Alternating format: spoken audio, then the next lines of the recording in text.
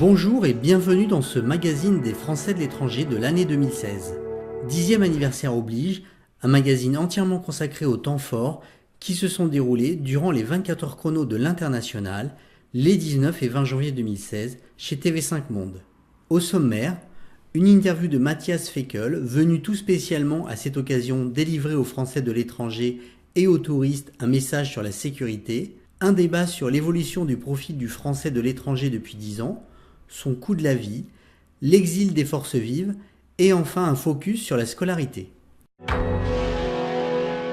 Le 20 janvier à 12h40, Matthias Fekl, secrétaire d'État chargé du commerce extérieur, de la promotion du tourisme et des Français de l'étranger auprès du ministre des Affaires étrangères, qui parrainait cette opération, s'est rendu au sein des studios de TV5 Monde et a répondu à une interview dont on écoute tout de suite un extrait. À propos de Français de l'étranger, il y a quelques jours, 2 Français sont morts à Ouagadougou.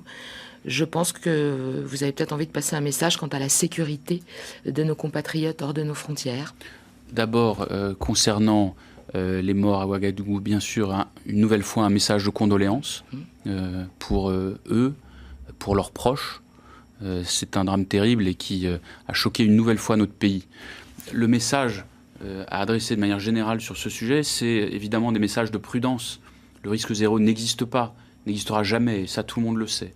Et en même temps, il faut être vigilant. Il y a plusieurs choses très concrètes à faire. D'ailleurs, d'abord, aller régulièrement sur le site du Quai d'Orsay. Vous savez qu'il y a la page Conseil aux voyageurs qui indique l'état de dangerosité des pays, mais aussi des régions. Parce que ce n'est pas global par pays, c'est vraiment très affiné. Ce site est mis à jour plus de 1000 fois par an. Donc c'est vraiment du temps réel et c'est les équipes extraordinaires du centre de crise qui travaillent là-dessus en lien avec nos postes, en lien avec tous ceux qui donnent des informations. Et puis, c'est pour tous ceux qui voyagent ou qui sont installés durablement à l'étranger de s'inscrire sur le registre, pour ceux qui y sont de manière pérenne, de s'inscrire sur Ariane, le fil Ariane, vous savez, qui permet d'avoir le lien par mail, par texto, par message téléphonique lorsqu'il y a des crises qui surviennent. Comment on y accède ? Sur le site du Quai d'Orsay, diplomatie.gouv.fr. Il faut vraiment s'inscrire, notamment quand on va dans des pays où des risques existent, pour que les consulats et les ambassades puissent avoir le lien et puissent joindre rapidement les ressortissants. Prévenus le plus rapidement possible. Et les touristes et les voyageurs d'affaires et aussi les Français de l'étranger doivent s'inscrire sur ce fil Ariane et pour les Français de l'étranger sur le registre. Demain, le centre de crise organise une nouvelle fois un grand colloque sur la sécurité des entreprises françaises. C'est encore différent de la sécurité des voyageurs. Il y a vraiment un suivi très précis qui est fait là-dessus, avec des conseils à suivre, des recommandations et des bonnes pratiques à avoir. Très bien. Merci, Monsieur le Ministre. Une dernière petite question avant de nous quitter. Vous allez, le 3 février, annoncer certaines mesures destinées à faciliter le retour de ces Français de l'étranger. Pourrait-on en avoir une en primeur ? Non, on peut faire le teasing. On travaille avec Hélène Conway qui a fait un rapport très important sur le sujet, avec Clotilde Walter qui est secrétaire d'État chargée de la simplification, pour le plus possible faciliter le retour. Donc des démarches très précises seront annoncées là-dessus début février, mais je ne veux pas dévoiler ça maintenant. Absolument. Et de même manière, la semaine prochaine, lors de mes vœux aux Français de l'étranger que je ferai à Munich, il y aura aussi des décisions sur toute la simplification, car c'est un axe prioritaire de travail. Les Français de l'étranger ont droit au même niveau de service public que les Français qui vivent en France, et on travaille en particulier sur la simplification, la dématérialisation des démarches pour vraiment leur faciliter la vie au maximum. Merci beaucoup, Monsieur le Ministre. Une interview que vous pouvez retrouver dans son intégralité sur le site de news21.tv dans la rubrique Interview exclusive.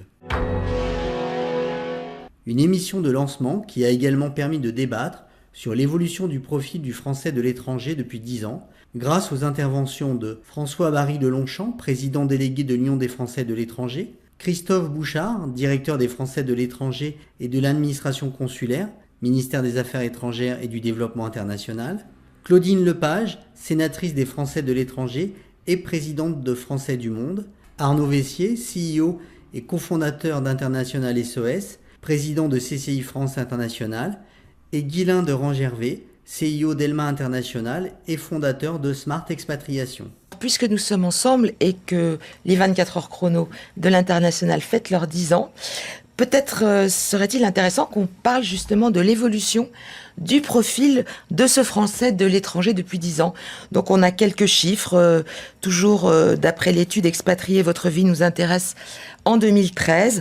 on apprenait par exemple que la population française vivant à l'étranger vieillissait.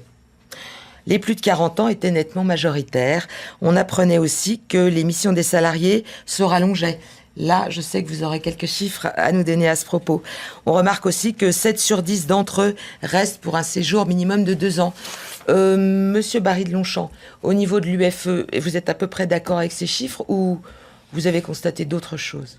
Je pense que ces chiffres correspondent un peu à la fourchette basse de nos propres estimations, parce que j'ai aussi été très intéressé par un rapport de l'INSEE qui indiquait que 300 000 Français ces dernières années étaient partis à l'étranger. Donc 2,5 millions me paraît une estimation relativement modeste.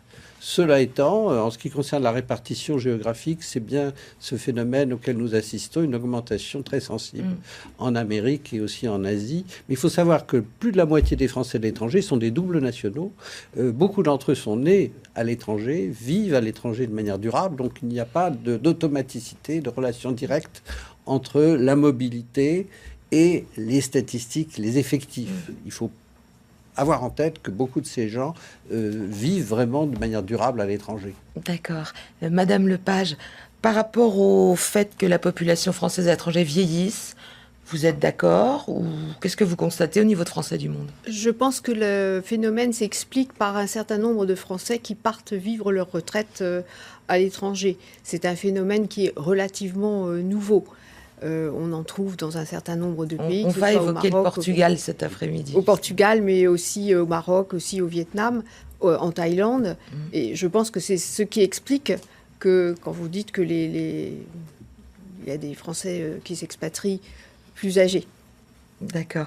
Alors, quant aux salariés d'entreprise, vous avez réalisé une étude chez Elma qui s'appelle « Performance de la mobilité internationale 2015 ». Quels sont les grands chiffres, notamment en termes de contrats? Quels sont les contrats qu'on donne à ces Français de l'étranger? Alors, en fait, c'est une étude qu'on a menée en septembre 2015 auprès de profils d'entreprises françaises, de grands groupes du CAC 40, mais aussi des grosses ETI, et qui déploient des forces vives sur le monde entier. Donc, en fait, en termes de contrats, ce dont on s'aperçoit, c'est qu'il y a effectivement une poussée à la réduction en fait des coûts et donc une poussée des contrats dits locaux ou locaux plus avec un certain nombre d'avantages qui sont maintenus mais je dirais avec des packages moins riches qu'auparavant. L'expatrié doré, c'est fini, quoi. C'est pas tout à fait fini, mais c'est en baisse. D'accord. Voilà. Monsieur Vessier, vous qui avez 12 000 employés, j'imagine, de par le monde, vous envoyez sûrement des Français dans certaines de vos filiales. Et vous optez pour quel type de contrat dans ces cas-là? Alors, nous, on a un peu plus d'1 millier d'expatriés. Donc, effectivement, on a un large volume d'expatriés. On a beaucoup d'expatriés qui sont en contrat complet d'expatriation, donc où il y a à la fois la maison et l'école qui est payée pour la famille, mais il y a aussi de plus en plus de contrats d'étrangers, de ce qu'on appelle les third country nationals, c'est-à-dire les étrangers qu'on recrute dans un pays donné. Si par exemple en Chine aujourd'hui, vous avez une population considérable de jeunes parlant remarquablement bien chinois, et les entreprises maintenant embauchent soit des expatriés à très haut niveau, soit des Français ou d'autres parlant chinois, vivant en Chine, et qui vont avoir un contrat local plus dont vous parlez. Vous êtes d'accord avec ce... Oui, tout à fait. C'est une tendance, je dirais, assez générale. En tout cas, de proposer, de segmenter des offres assez différentes en fonction des profils des personnes. Et quant à la mobilité, il n'y a plus une case départ, une case arrivée. En fait, on est de tous les pays et il y a une globalisation qui s'installe même au sein des carrières de ces gens. Alors ça va. Alors il y a aussi un autre phénomène, effectivement, qui vient un petit peu en contradiction des chiffres qui ont été donnés.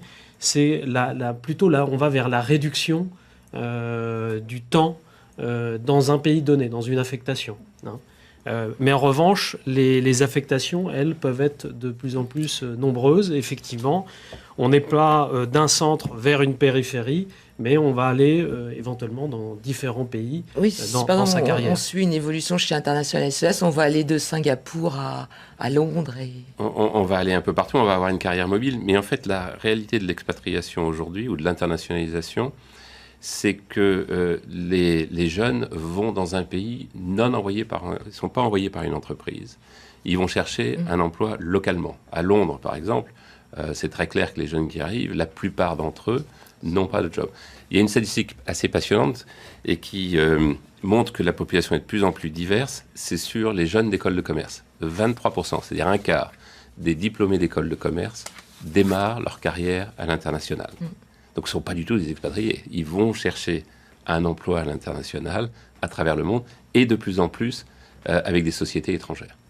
D'autres débats se sont déroulés durant cette émission de lancement, notamment sur l'exil des forces vives, l'évolution du coût de la vie, et enfin sur la scolarité des enfants des Français de l'étranger. Si vous avez envie d'en savoir plus sur ces sujets, rendez-vous sur mondissimo.com vers la bannière consacrée aux 24 heures chrono de l'international. Si vous souhaitez partir vivre hors de nos frontières, ou encore si vous allez bientôt être muté dans un pays étranger, ne manquez pas de regarder toutes les émissions qui composent ce programme. Traitées en direct et ce durant 24 heures, elles concernent 24 villes du monde.